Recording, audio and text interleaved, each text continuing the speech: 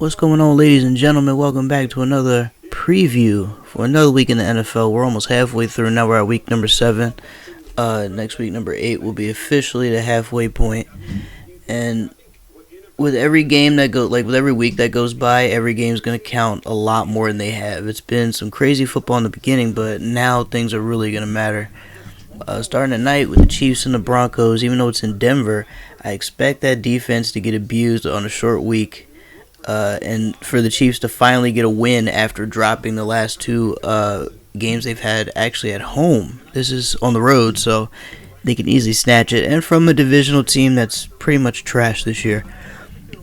And then moving on to Sunday, Rams are going to Atlanta to face the Falcons. I expect that one to be another Rams victory. The Falcons have just continued to trend downward, and it's like the schedule for them is just not going to get any better. So I expect the Falcons to probably take an L here.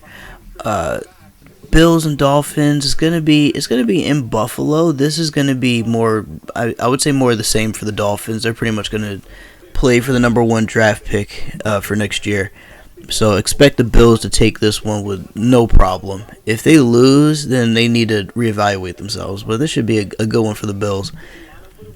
And then in Cincinnati, of course, the rebuilding Bengals are probably going to get kicked in the teeth by the Jaguars. The Jaguars need an impressive performance after trading away the best cornerback in the entire league, Jalen Ramsey, now on the Los Angeles Rams. And rumor is he's actually going to be playing for them. I don't know if he'll be starting, but he might play. But yeah, now that they've traded away Jalen Ramsey, now the Jaguars defense has to start to rebuild itself and start to at least prove that without Jalen Ramsey, they can still be successful.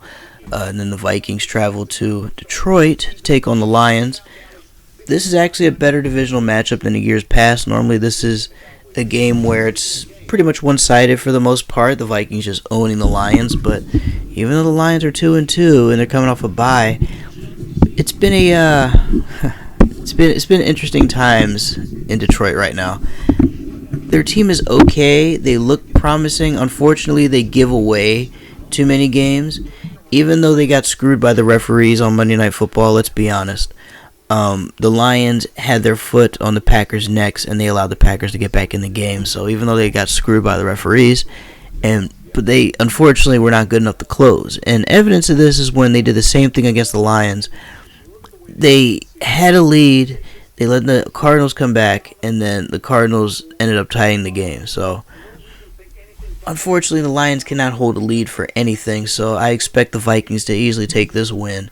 If the Vikings have a bad day, it might just be a tie. It's not like the Lions can lose. They pretty much do everything they can to not win.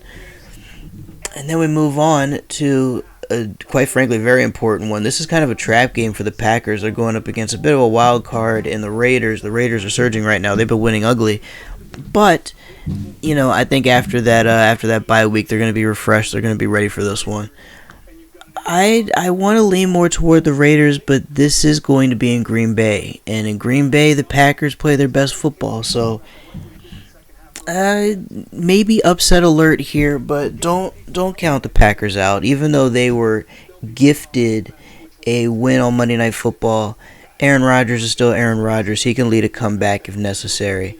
However, if you want to at least pick one upset this week, I would say go for the Raiders over the Packers. That's going to be a trap game for the Packers, though, because the Raiders are no pushover, at least not this year.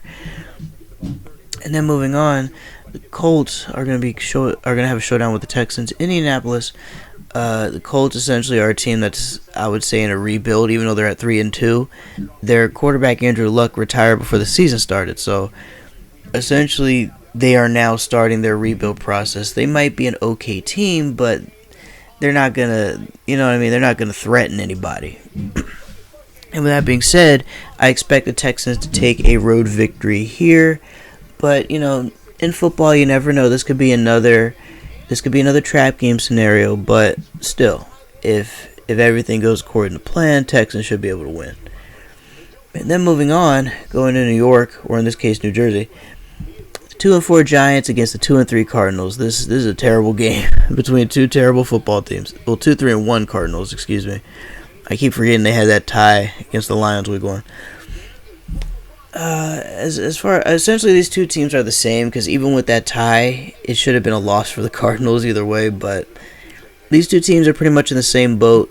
Flip a coin, pick a terrible team, you won't really be wrong. And this game, unfortunately, is going to be ugly. It's in D.C., and the Redskins did finally get their first win. They actually beat the Dolphins last week, and they fired their head coach, so they got their first win of their new head coach. But the 49ers are on a roll. The thing is, though, the 49ers are due for a loss, and, of course, it would be a crazy upset if the Redskins could pull it off, but the 49ers, they should be able to win if they don't take this one off. If they take the day off, don't show up and just act like they can walk in and get a victory, they're not going to get it. They're going to have to play their hearts out for this one, especially since they're 5-0 and they have something to prove because they haven't been this good in a long time. I would expect them to just curb stomp the Redskins, but you never know in this league. And then starting our 4 o'clock games is the Titans and Chargers. I expect the Chargers to completely drag the Titans. Marcus Mariota got benched. Ryan Tannehill starting. Ryan Tannehill is a bum, so I don't expect him to exactly lift the Titans. So if anything, this should be just a showcase game for Phillip Rivers, and of course for that Chargers defense. 4:25, as they say. Saints and Bears. This is going to be a good game. I expect the Saints to continue rolling, but the Bears are so good, they can give the Saints some problems. And even though the Saints have been rolling with Teddy Bridgewater as replacement quarterback for the injured Drew Brees, I feel like he's due for a bad loss. And I think this could be the game where that team, they kind of get humbled a little bit. But even so, Saints are looking really good. They're looking like a Super Bowl team right now. Hard to go against them with the Bears. But again, another potential trap game because the Bears are not a pushover team. And at 4:30... Ravens are traveling to Seattle to face the Seahawks. This is going to be a good game, but this is also a game that the Ravens should really be concerned about because the Seahawks are looking good on offense. That defense is okay. I would say both teams are about equal on defense, with a slight edge going to the Seahawks. But as far as offenses goes, the Ravens' offense is good, but the Seahawks is that much better because it's Russell Wilson. And with an established veteran quarterback like that, it's hard to really go up against somebody like that when you're only in your second year in the NFL and you're not exactly lighting it up. But with that being said, he's lighting it up on the ground and through the air. He had a good day last week. Did Lamar Jackson with 200 yards passing and 100 rushing. But this is a different team. This is a Seattle team that's going to be at home with those fans in the loudest stadium in the league.